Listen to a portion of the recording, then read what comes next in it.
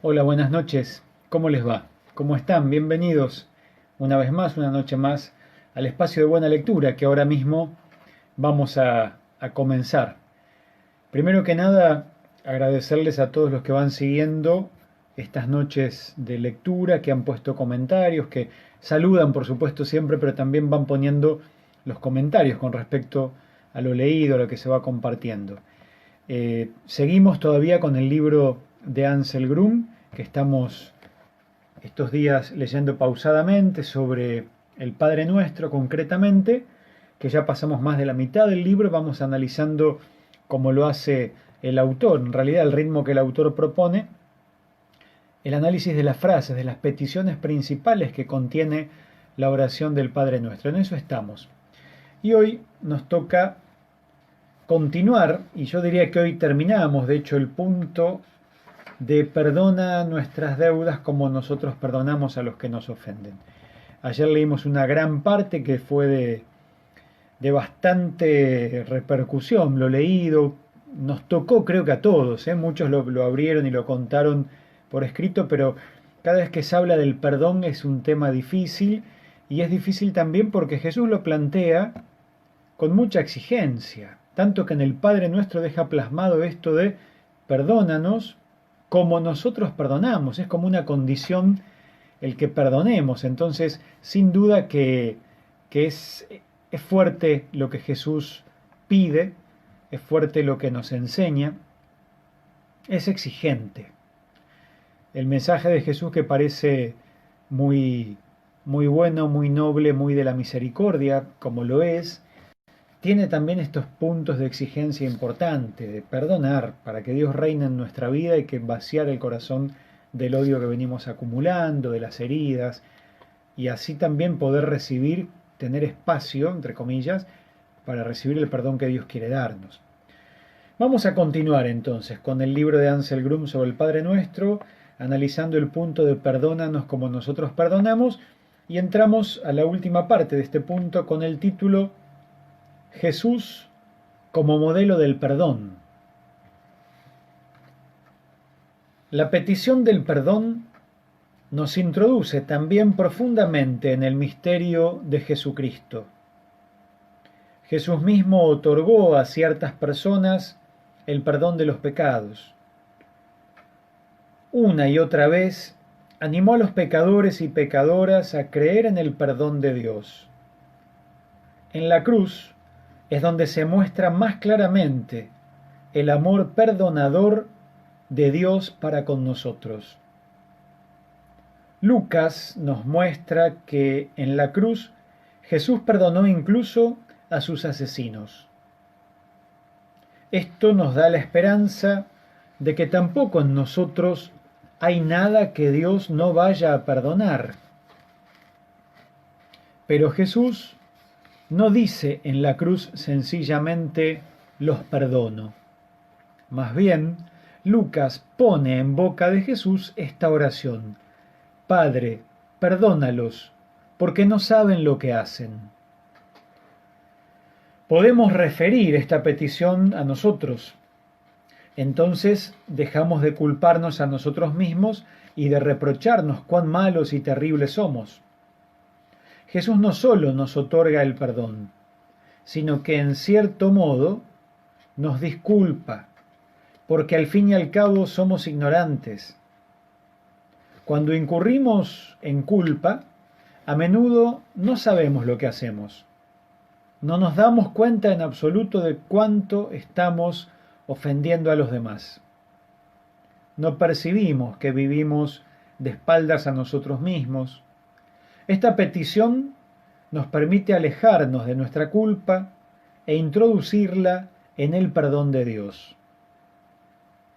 Pero la petición de Jesús nos permite también perdonar a nuestros hermanos y hermanas. Podemos rezar por ellos con Jesús: Padre, perdónalos, porque no saben lo que hacen. Entonces no les reprocharemos más lo que hacen. Entonces percibimos que, en lo profundo de su corazón, no sabían lo que nos estaban haciendo y cuánto nos han ofendido. Esta oración provoca en nosotros el perdón respecto a otras personas. Al orar, crece en nosotros la disposición para perdonar. Probablemente también es ese el sentido del Padre Nuestro, que por medio de la oración nos abramos a perdonarnos unos a otros y al mismo tiempo a creer en el perdón de Dios. Pero al pronunciar esas palabras, nos recuerda también que en este mundo, una y otra vez, incurrimos en culpa, y no solo en nuestro comportamiento con respecto a personas concretas, sino en cuanto que estamos apoyando con nuestra conducta las estructuras de pecado de este mundo, la injusta explotación de los pobres y de la creación, la contaminación del medio ambiente, la avidez capitalista de ganar cada vez más dinero, incluso a costa de otros. El Padre Nuestro nos recuerda que una y otra vez nos hacemos culpables. Quiere liberarnos del teatro de la disculpa, en el que a menudo participamos. Cuando cerramos los ojos ante la injusticia en este mundo y cuando cargamos culpa solamente a los ricos y a los poderosos. Mateo ha descrito el misterio del perdón en el capítulo 18 de su Evangelio.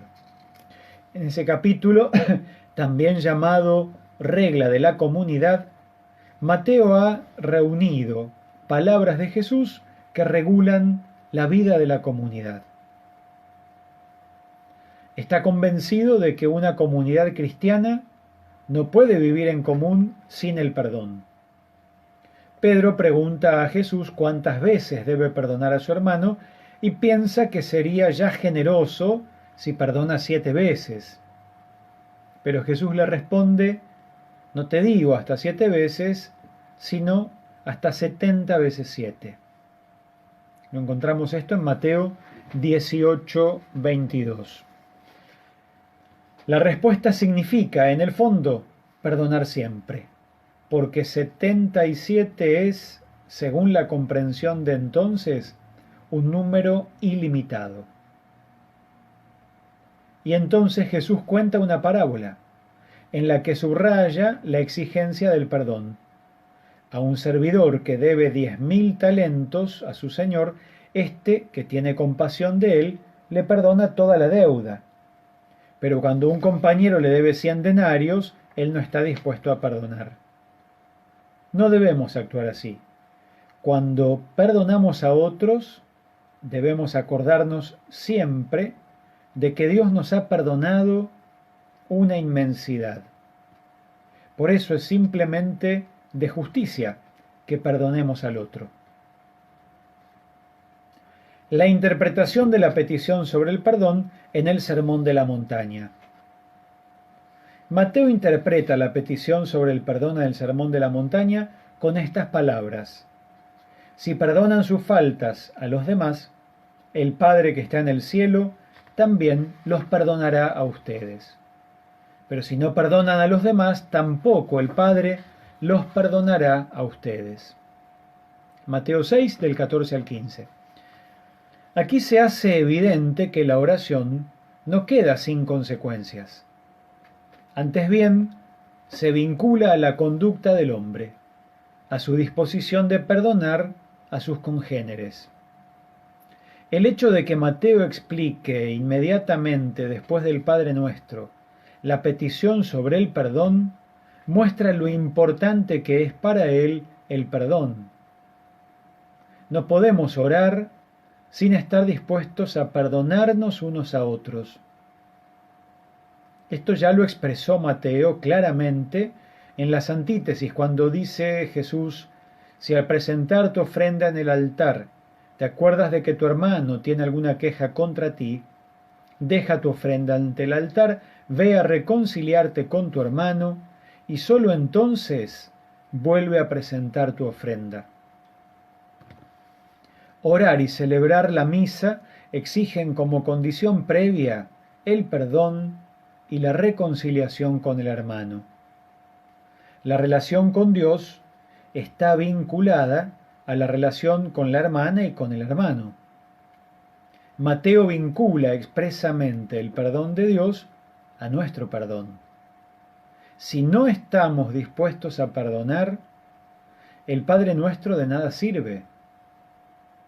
Con ello, Mateo parece contradecirse a sí mismo, ya que en la parábola del servidor despiadado, nuestro perdón sigue al perdón dispensado por Dios. O sea, primero el perdón de Dios, después el nuestro. Y ahora es al revés.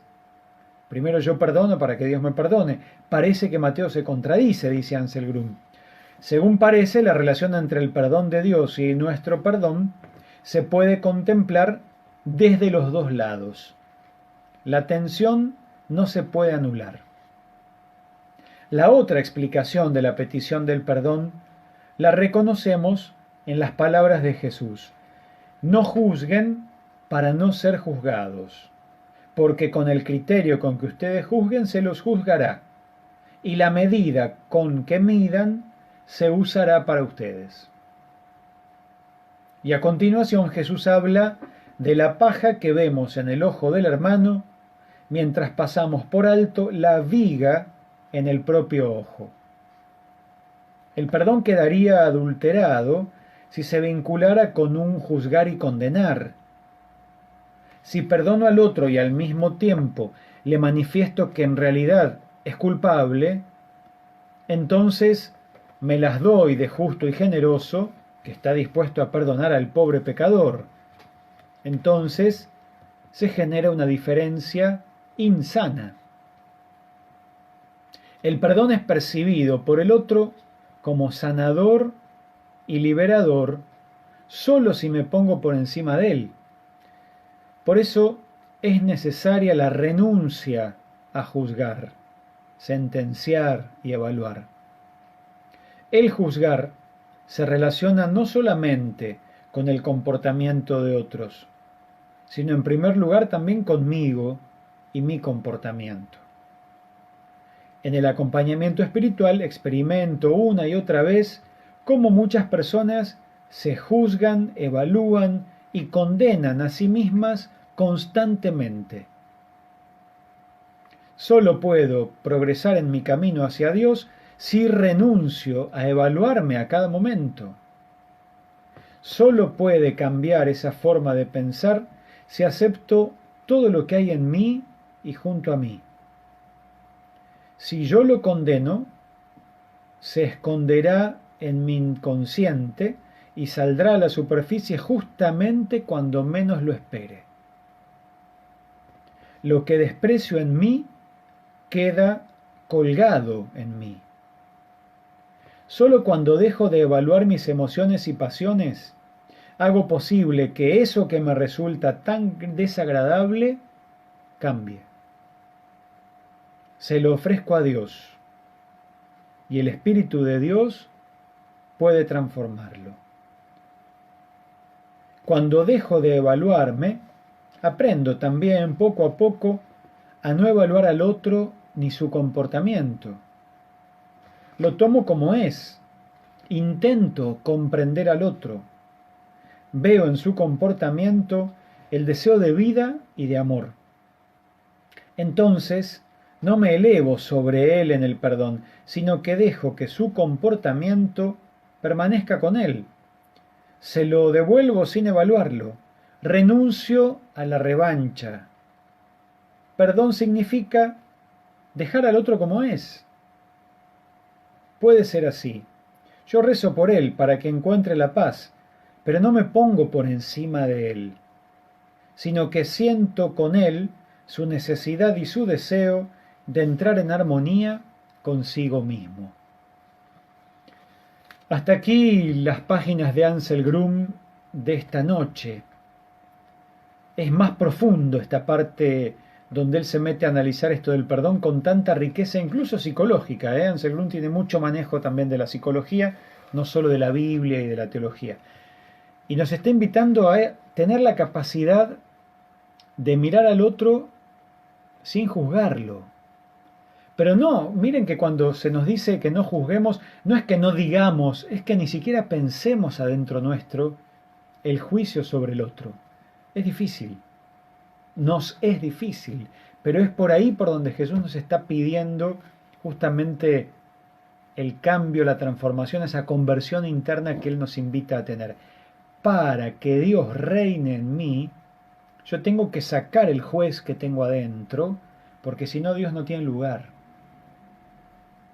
Si yo interiormente, aunque no lo diga, aunque me quede calladito, aunque haga un acto de silencio, un voto de silencio, un esfuerzo de voluntad para no criticar, para no engancharme en los chismes, que ese es otro capítulo aparte, pero si lograra todo eso, pero adentro mío sigo juzgando a la hermana y al hermano, y según acá lo que dice este autor que sabe mucho más que nosotros, que es Ansel Grum, el rezar el Padre Nuestro así no tiene mucho sentido, porque yo sigo juzgando internamente.